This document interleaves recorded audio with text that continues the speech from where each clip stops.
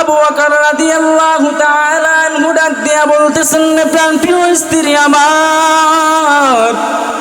ওই কিয়ামতের ময়দানে আমার ইবাদতগুলো যখন আমি আমার আল্লাহর সামনে হাদিয়া হিসেবে পেশ করব, পেশ করার পরে আমার আল্লাহ রাব্বুল আলামিন যদি ডাক দিয়া বলেন, রে আবু বকর, তোমার জিন্দেগির কোন তাহাজ্জুদের নামাজ আমার কাছে কবুল হয় নাই, তোমার জিন্দেগির কোন ফরজ নামাজ নফল ইবাদত আমি রব্বুল আলামিনের কাছে মকবুল হয় নাই, আমি আল্লাহ রব্বুল আলামিনের কাছে তোমার কোনো ইবাদত পছন্দনীয় হয় নাই।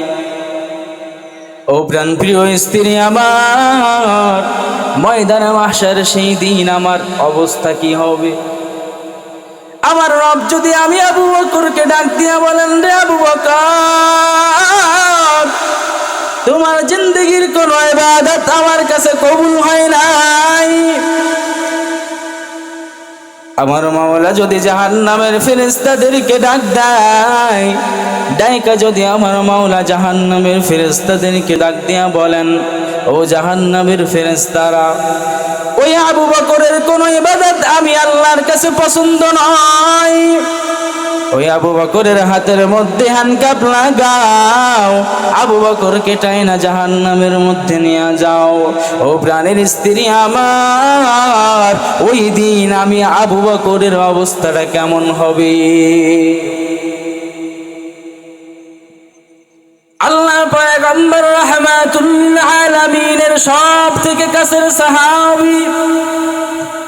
রাহমাতুল আলামিনের শ্বশুর, রাহমাতুল আলামিনের হিজরতের রজনীর সাথী, হিজরতের সাথী, ইসলামের প্রথম খলিফা, ইবাদতের মধ্যে ইখলাসের কোনো অভাব নাই,